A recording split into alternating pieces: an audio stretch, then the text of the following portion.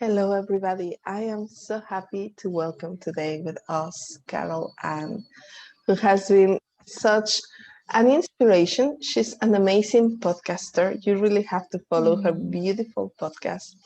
And she's also this very loving, powerful, witchy, magical creature that shows about self love in a very embodied and natural way. When I think of her, the very first flavor that comes is precisely the magic of nature, the magic of flowers, the magic of this pussy being alive and flourishing.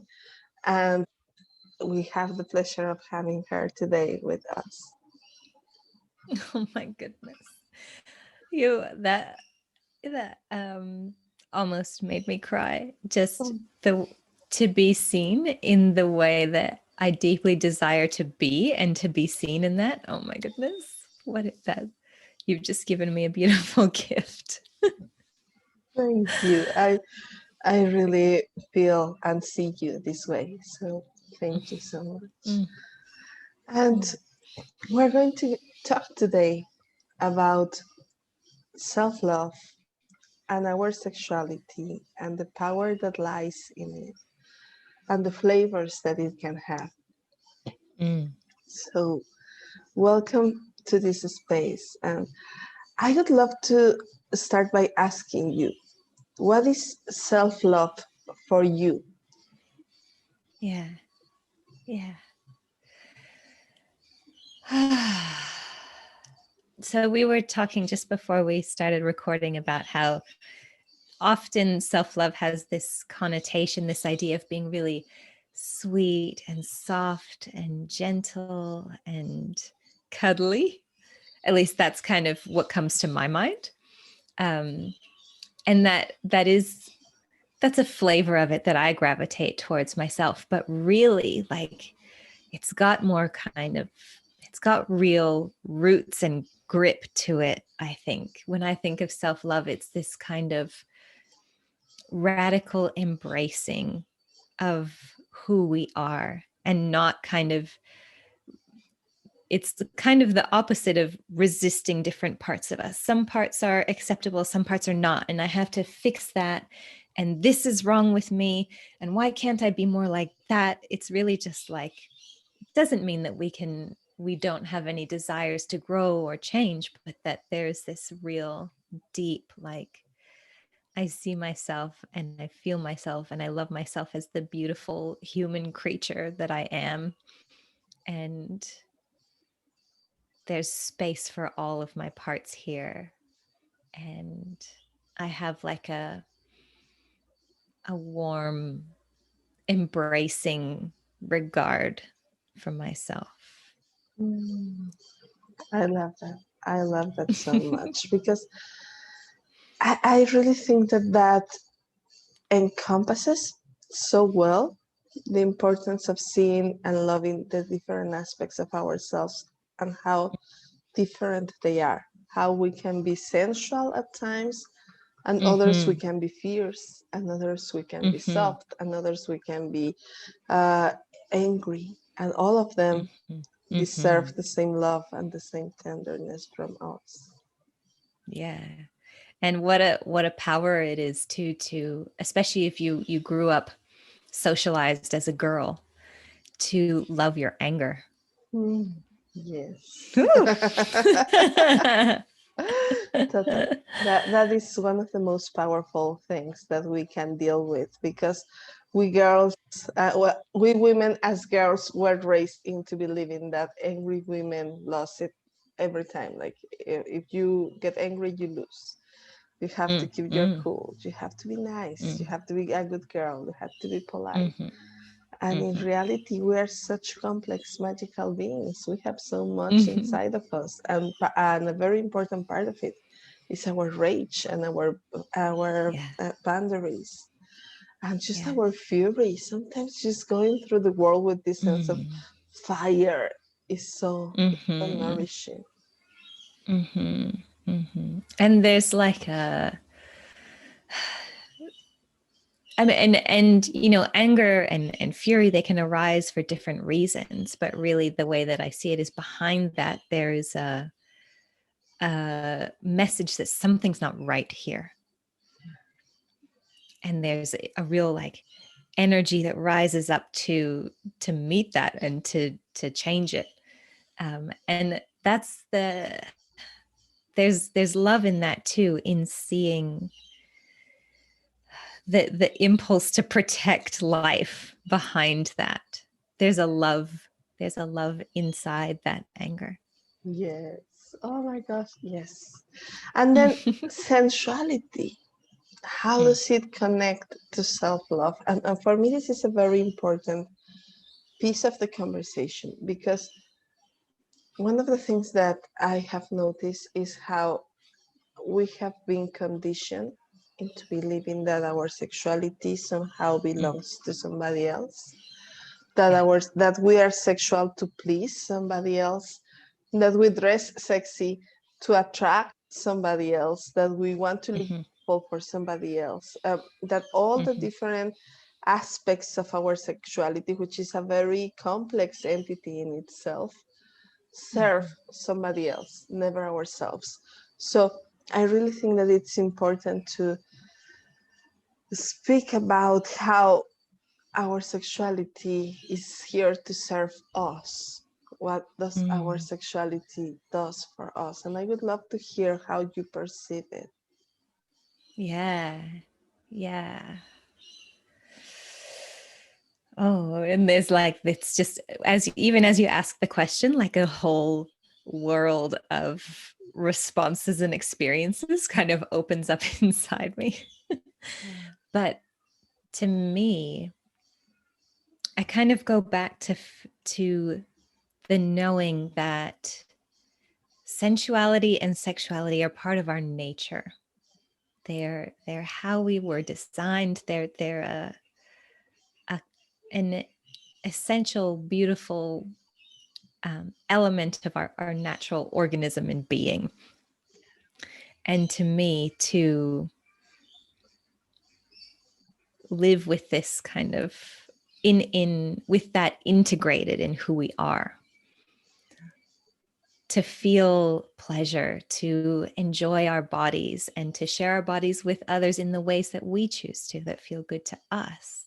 And to just, it, to me, it's a very life affirming Mm. thing to be in our sensual sexual nature. And it feels like a celebration of these beautiful bodies we've been given, of this life that we've been given, and of our desires to just create and enjoy life. To me, I think of sensuality really being around the way that we engage with our senses, the things that we love to look at and take in the beauty. Like even here on my desk, I have a little vase with some lavender flowers in it, and I have a bunch of shells and sea glass and a couple of crystals on the windowsill.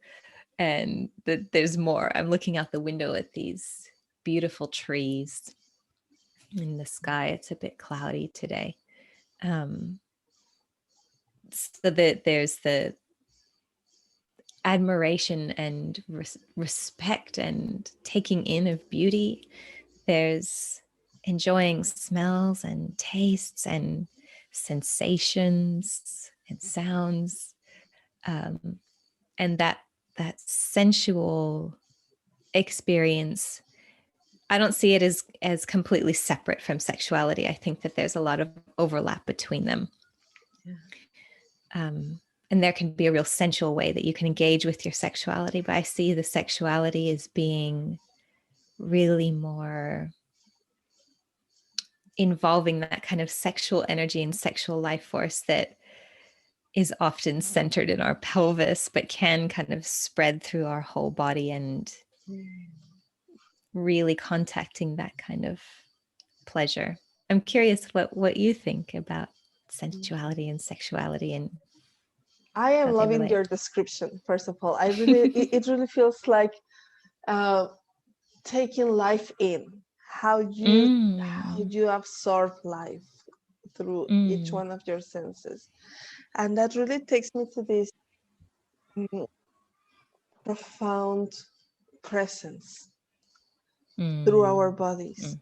And I think that Mhm. is the one thing that we need to do a little bit more often, Yeah. because that's the one thing we have been, due to trauma, conditioning, or just not Mhm. having a role model Mhm. that has this approach in a healthy manner, we have been conditioned to not being present and not Yeah. being um, absorbing life. We stop doing that when we stop being children. That's something that children do very Yeah. naturally. Children are Yeah. very Yeah. sensual. They start their Mm. acknowledgement of the world in a very sensorial way. Like they get to Yeah. feel it, to taste it. They put it in their mouths. Yeah. They take something and they go like, oh, they have to Yeah. feel that. They put everything that they find in their mouths. They Yeah. feel and they touch, and then we start pushing that away from them. Don't do that. Mm. Don't touch that. Be still. Be quiet.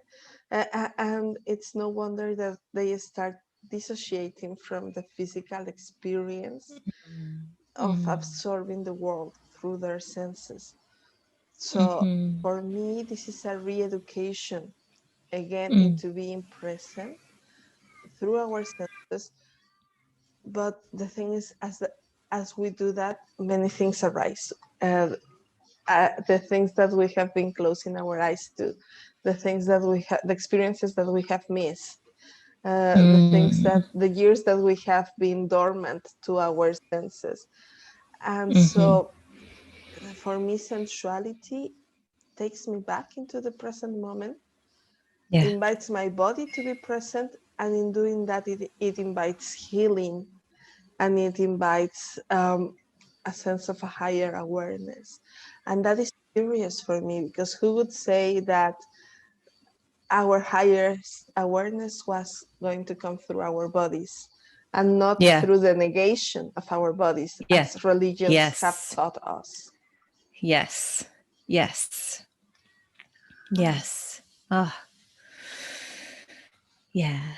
And it doesn't always feel safe to be in our bodies. So like you were saying, it is a real, in the process of coming back into our bodies in that way, there is a real reckoning with the things that caused us to leave them in the first place.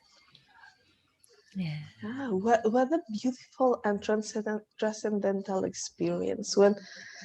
When people ask me what I do as a sexuality coach, and I am curious Mm. about what is it that you feel when people ask you that, I wish that I could say all the things that come with this work.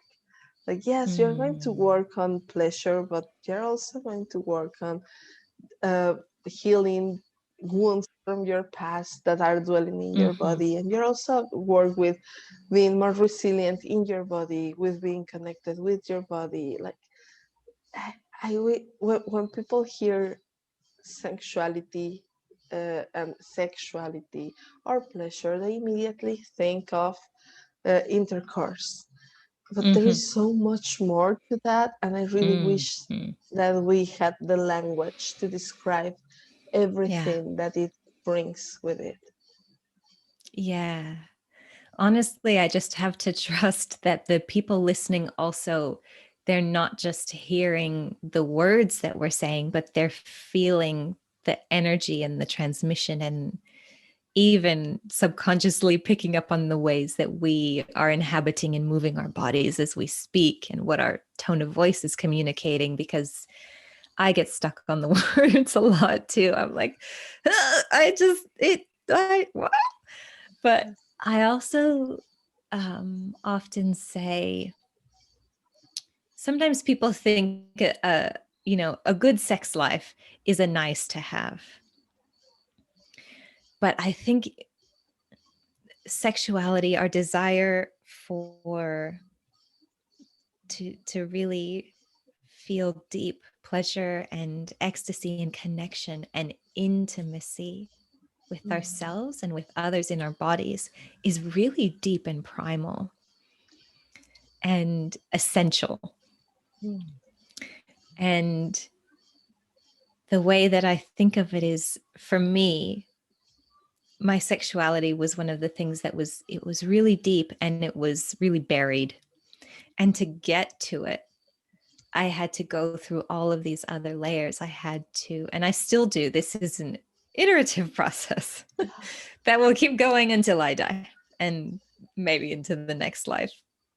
Um, but to bring back the wholeness of my sexuality, I've been through layers of worthiness and layers of body image stuff and the self-love, like we were talking about, and trusting myself, trusting other people, learning how to communicate, boundaries, like all of these things that really ripple out into all areas of our lives. That's beautiful. I love how you put it. It's a very primal intimacy. That is Mm. magical. I love that expression that you used. And yeah, I feel like there is a conductive thread between all Mm. of these parts, and I see that in the things that I sometimes post about in my content. I Mm. just had a conversation about body image with a photographer, and previous to that I had a conversation about safety, sexual safety, Yes. harassment, and previous to that about healing our womb and healing our ovaries, and Mm. privilege and worthiness that Mm-hmm. comes with it. So how all of these are also sensual topics, because we're speaking about our Mm. intimate relationship with life. Mm-hmm. Yeah. Yeah. Yeah. Intimacy with life. It really does feel like it's practicing deepening into our sensuality and sexuality really is that it feels to me like knitting ourselves back into the web of life. And I'm a crafter, I'm a knitter.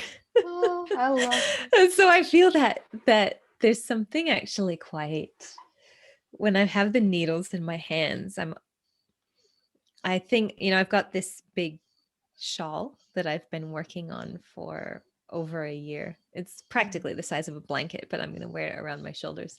And I was thinking the other day as I was working on it, like all of these experiences that I've had while knitting this. I've been in women's circles and on retreats. I've been, just watching Netflix.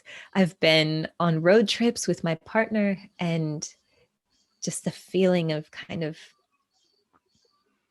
all of these experiences in my life being knit together. But when it comes to our sensuality, our sexuality, and our nature, I also, like, I'm looking out the window at there's a bunch of tall trees and what we think of as nature, Yeah. even though our bodies are nature too, but we often think that's nature out there. It feels like the more I come back to my own nature, the more that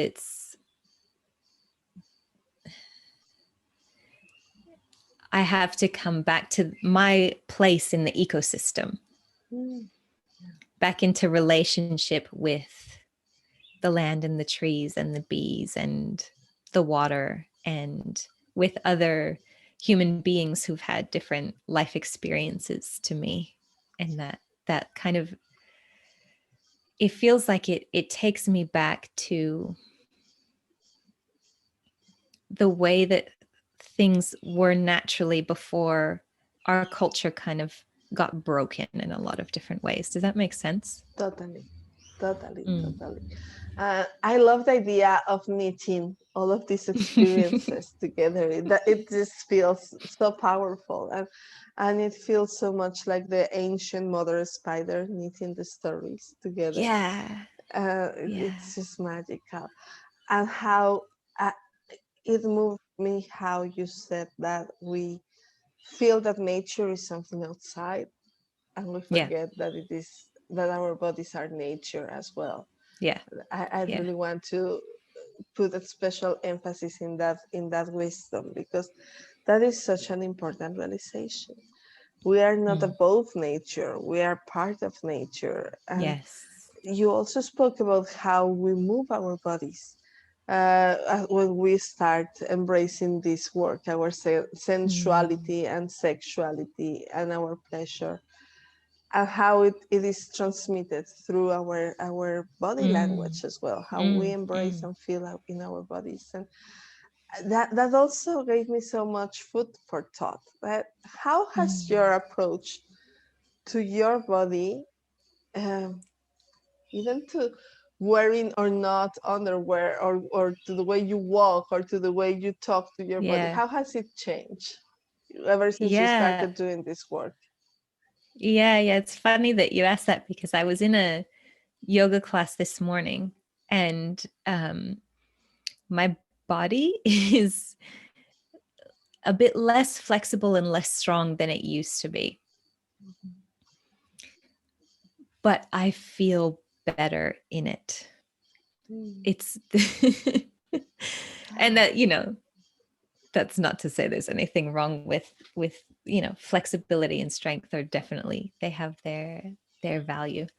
But it's kind of like I feel a lot more like I am working with my body rather than fighting it, rather than forcing it. So there's even just saying that, I feel this like, like my chest and my shoulders and my belly soften. There's more kind of subtle movement. Like even as I'm sitting here, often I gently kind of rock back and forth, or as I talk, there's some fluidity to my shoulders and my spine.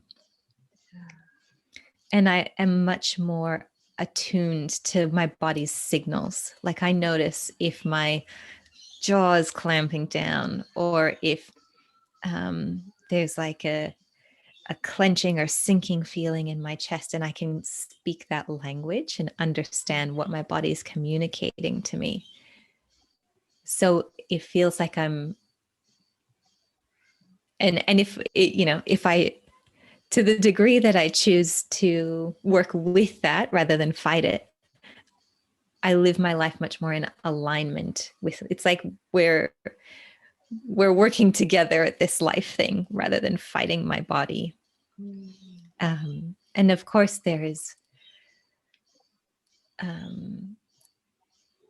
greater pleasure and sensitivity that I have built or trained. I've built the capacity for that. And I also I want to point out that it's not like if we have neuroplasticity. We can retrain our bodies into sensitivity and pleasure at any time. We have that capacity. It's not like if it's gone, it's gone. It can always be, we can always find our way back with, with practice and intention, and takes energy, but it's there. Gosh, I love this description and I love this journey, because uh, personally, I think that sometimes I take that for granted. I Mm. take for granted uh, these changes, and it's like either I think that everybody lives that way, and I forget that that is actually Yeah. a result of Yeah. our work, or Yeah. I just go on living thinking that taking for granted this connection. So the truth Yeah. is that it means so much if people can just get that, which is not the only thing they get, but if they can just get that, they get Yeah. a lot from Yeah. working Yeah. with their bodies. Mm. Hmm. It's very much in the way that I work is very much about attuning to what our bodies are telling us and listening to it and moving at a doable pace. Like I now think that slowness is sexy, but I used to, there's still, it's very much ingrained in at least the cultures that I've lived in, that like, find the fastest, most efficient way to get there, and like Mm, a real um, orientation towards intensity, yeah, big and fast and get it done. But the body, being a natural organism, does not always work that way. And so it also, especially the way that I've been approaching my work over the past maybe 2 or 3 years, it has been more on slow and subtle. And it's a gradual but steady shift. So you don't necessarily notice it as much, but then I turn around and I look back at 3 years ago and I'm like, oh, wow, this feels exactly. so much better. I have so much more space here. Yeah, that is such a powerful transmission and such a powerful teaching in there. And I can see how the nature which is speaking there Mm. in life being this, and our bodies being this natural organism, and how I personally am guilty of being super into my fire, which is also amazing. I love my Mm. fire, but Mm. Mm. sometimes it burns you down and you end up Yeah. exhausted because it keeps you in a fight response. It keeps you in I have to change the system. I have to change and to revolt against the oppression. And I have, like I recognize that fire in me, which I Mm-hmm. love. Mm-hmm. It's part of what makes me. But then the Mm-hmm. need to slow down and nourish myself. There is a moment in which I just feel burned out if I don't Yeah. go to that subtleness and if I don't go to that nourishment and to nature and just feel connected to it, it's without people walking around. Like I Yeah. went recently to the beach and it was like, it's like if I hadn't even gone because there was so much people, so many people that I didn't even enjoy the ocean. So Yeah. like I need to slow down. I need to enjoy and rejoice the connection with my body and the body of the world, the body of the Yeah. ocean. So it's such a beautiful reminder and such a beautiful work. I really appreciate that you're Mm. sharing this wisdom out there. Yeah. And you were using the word nourishment. I think we don't always necessarily think of it this way, but sensuality and sexuality can be nourishing. It can, you can approach it as a practice of being with the goodness in your life. And there's, you know, so many ways that we often think that we have to punish ourselves. We have to work so hard. And if you're not suffering, you're not doing it right. Kind of those messages are embedded. And sometimes that does burn us out in different ways. And coming back to finding goodness in this moment, finding goodness in your body, and weaving that thread back into your daily life. Like it doesn't, and sometimes it is like 30 minutes or an hour of a beautiful practice. Sometimes it's just having something beautiful. Like I love scent. So I have these sandalwood incense cones that I've made. That there's some here next to me that often I'll burn one of those while I'm working. Or I love to burn mugwort or rosemary, or put some essential oils in the diffuser, or I reach over and I rub the leaves on the lavender in the vase here and just take a moment to Mm, smell that. Smell is one of my favorite resources, but yeah. or even just when you look at the world with different eyes and let yourself take in a beautiful little spider web, or a little drop of rain coming off the petal of a flower. And I see, I mentioned those little things, but I see those when I'm like walking up the busy road from my house to the cafe for a coffee. It's not, you don't have to necessarily go out into the woods. It can be things that are really accessible in your everyday Mm, experience that can feed you. that is so powerful and so easy. Like Mm, easy and yet not that easy because it requires presence. yeah. But you can take a little step to do that Yeah. today. Like people listening can take a little step and just go and look at the small things Yeah. around you that are magical and that you take for granted and slow down enough to appreciate them. Yeah. I imagine it's easier if you have kids because, like you were saying before, they're already oriented that way. Yes. But it is the word delight has been coming to me lately, like finding little things that you can delight in. I love that. Yes.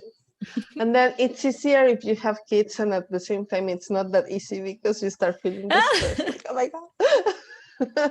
Yeah, you can tell I don't have them because I don't exactly know what that's like, But but it's what you both. were describing, yeah, yeah, yeah. Yeah, it's both things. It's the beauty of the wonder of discovering the world for the very first time again, and Hmm. it's the of course the nurturer having to nurture others. Like, so Yeah.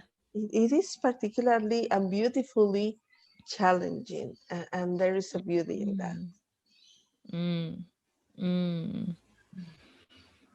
Uh, Yeah. Is there what? anything else that you feel like your kids have helped you to rediscover?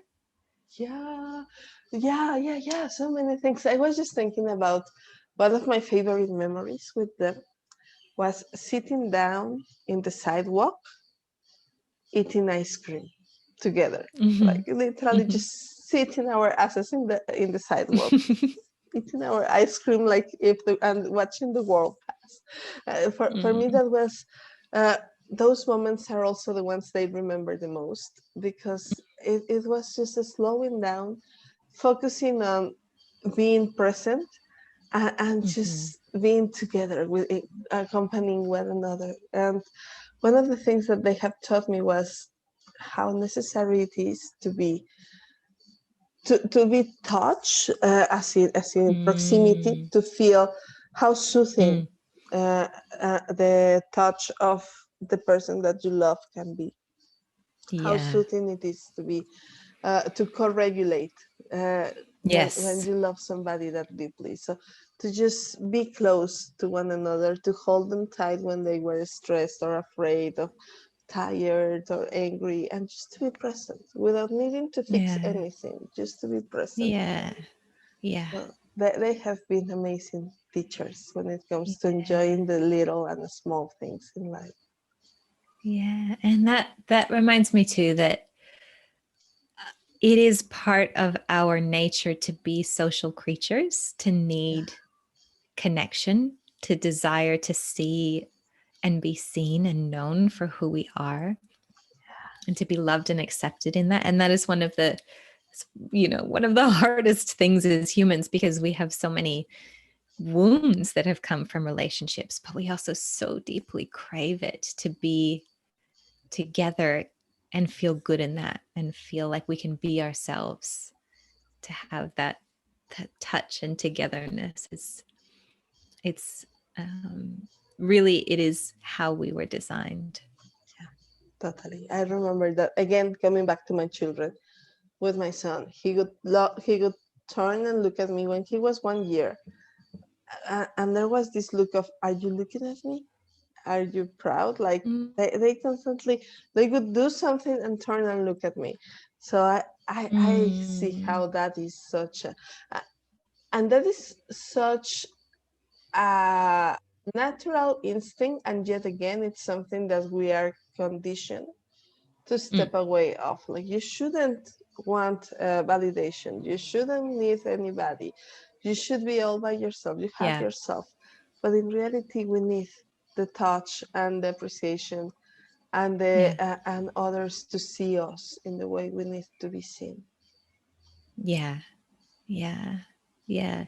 And when we come back to our nature, we can renegotiate that so that we find the places where we are responsible for ourselves, and where we do need love and support, and bring more balance to that to the ways that we relate with each other. But it's not, I don't mean to make this sound like it's some easy thing. It can be excruciating, and Yeah, but it's also very deep work. and in such a beautiful way. I mean, if you are going Mhm. to work hard on something, why not work hard on finding Yeah. balance and slowing down Yeah. and nurturing yourself? Like that is a beautiful work to do in The work yourself, of yeah. and with the help of other, with the support of Yes. somebody that has gone Yes. through that. Yes. Yes. Yes. So, Yes. and speaking about that, I would love for you to share with us about the things that you are doing to help other women get to create this connection in their own bodies and with their own lives. Mm. Mm.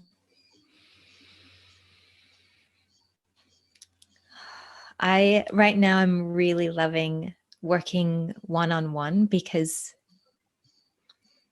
I was having a conversation in one of the groups that I'm in the other day, that even something like take a deep breath, different people's systems can respond in different ways to that.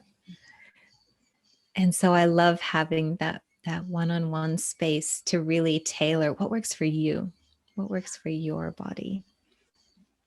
Um, are you asking what the ways are that people can work with me, or is it more about how do I bring this work in? How do I work with people in this way? I would love to hear the ways in which people can work with you, and then if you would Mm-hmm. like to share with us a little bit about what you do in these practices, it would be beautiful. Yeah, yeah. So I work one on one mostly with women, Mm. and really on coming home to your body and your sensual sexual nature. I call my coaching program Homecoming. It's a coming home back to our nature. Mm. And we work on your relationship with your body, your relationship with yourself, and your relationships with intimate partners and other people, depending on what's up for you.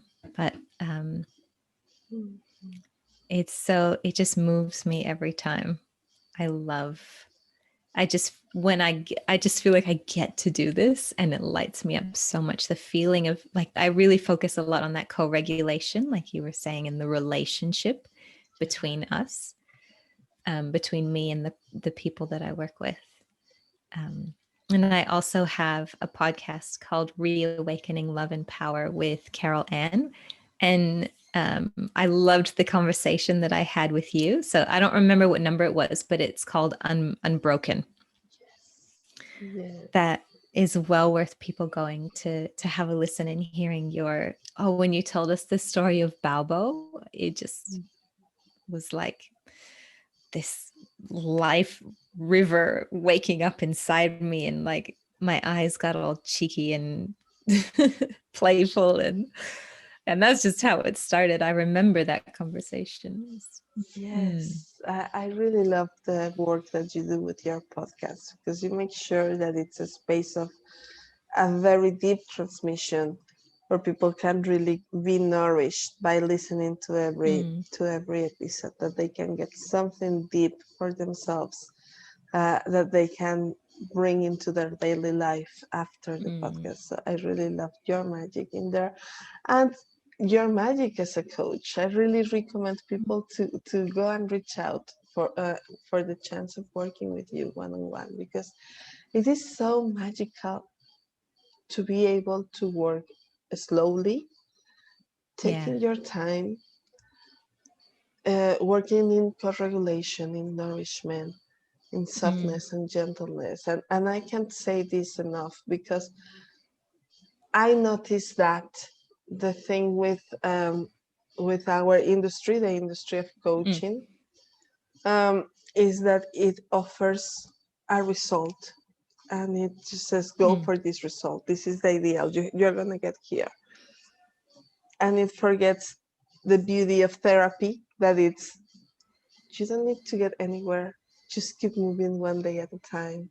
I'm gonna be here for you when you come back. Like this is slowness that it's so necessary for our growth. So mm, mm, what I aim for in my own practice and what I love that and hear that you're doing is removing this obsession with a result and instead mm. focusing on the beauty of the achievements of just living a present life that is in connection with the body as a natural organism.